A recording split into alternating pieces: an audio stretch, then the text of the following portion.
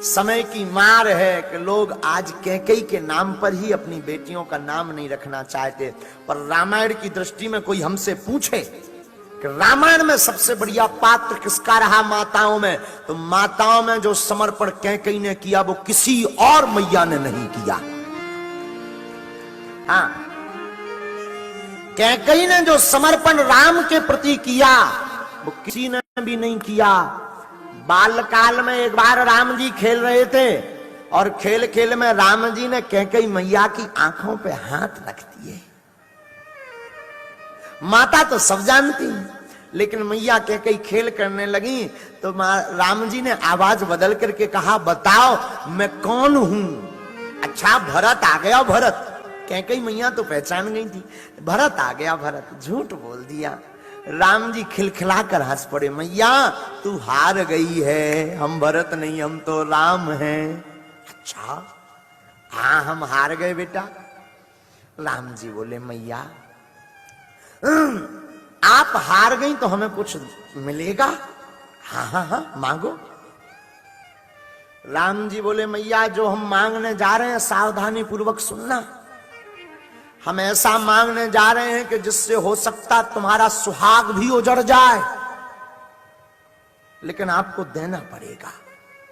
कैकेयी कहती, राम अगर तुम्हारी प्रसन्नता के लिए मुझे एक बार नहीं 1000 बार अपने सुहाग को और अपने आप को उजाड़ना पड़े तो मैं तैयार हूं।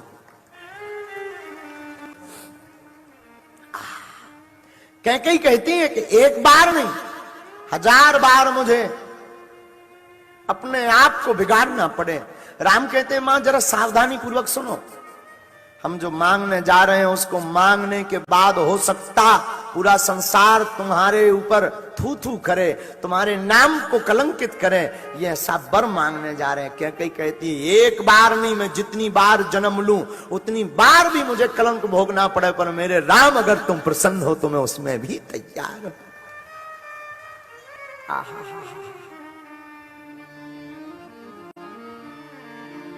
पता है राम जी ने क्या मांगा?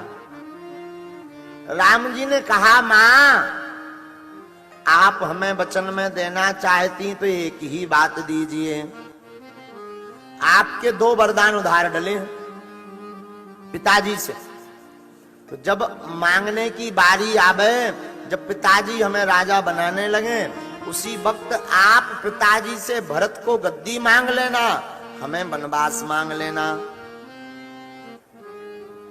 कैकेयी कहती है, राम ऐसा अपराध मत करवा, हमें कोई दिक्कत नहीं है, तुम्हारी प्रसन्नता के लिए राम मैं कुछ भी करने को तैयार हूं, पर भरत को गद्दी में मंगा भी लूं मुझे कोई दिक्कत नहीं, लेकिन तुम मुझसे दूर मत होना ना। पता है राम जी क्या बोले? मैया अगर तुम नहीं मांगोगी ना तो मेरे अवतार का जो कारण है ना वो पूर्ण नहीं होगा। हमने अयोध्या का भोग भोगने के लिए, राज भोगने के लिए अवतार नहीं लिया मैया। हमें तो वन में जाकर के ऋषि मुनियों के दर्शन करना है और रावण अत्याचारी का वध करना है।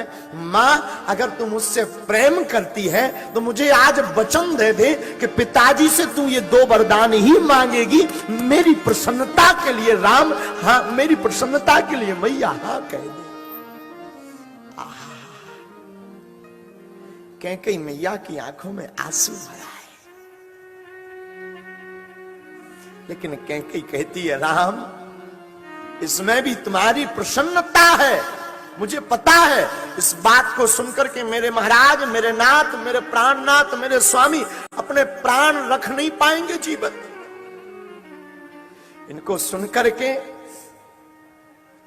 पूरी राज सभा और पूरे राज्य के लोग मेरे पर थूकेंगे, मुझे थू थू करेंगे, कलंकित करेंगे। मुझे पता है राम ये बात को सुनकर के कौशल्या के हृदय पर क्या गुजरेगी।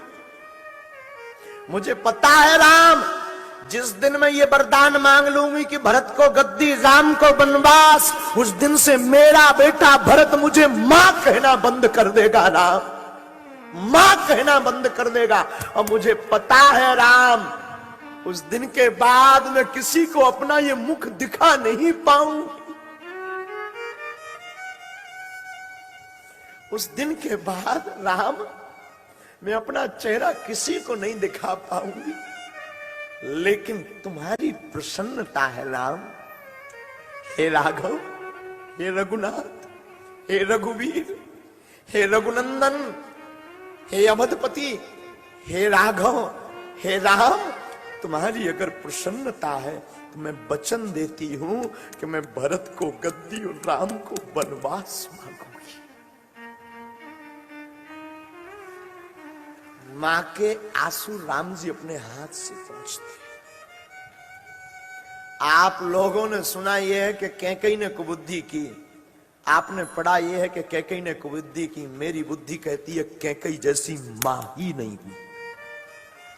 और साधो, कैकेयी निंदनीय नहीं है, रामचरितमानस की कैकेयी हमेशा वंदनीय है। कैकेयी निंदनीय नहीं है, कैकेयी की निंदा घोर पाप है, क्योंकि कैकेयी ही वो है जिसने राम को मर्यादा पुरुषोत्तम भगवान बनाया।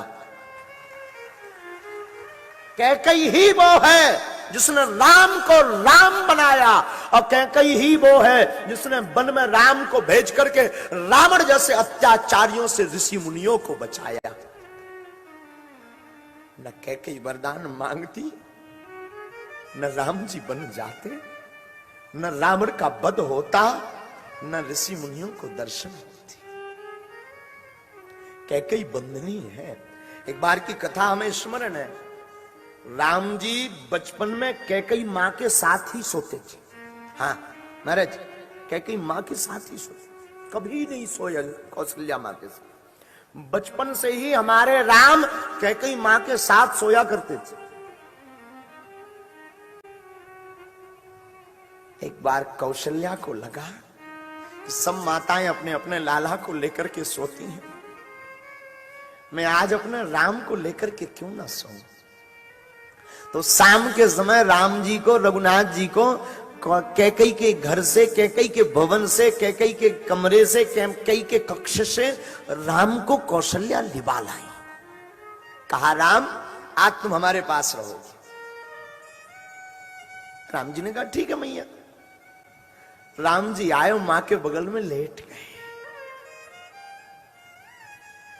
रात मध्य पहुंच गई, 12 बज गए, पर राम जी को नींद नहीं आई। यहां से वहां करवटें लें, कभी जमुहाई लें, कभी खुजली करें राम जी। तो मैया कौशल्या ने पूछा राम तुम्हारी तबीयत तो ठीक है ना,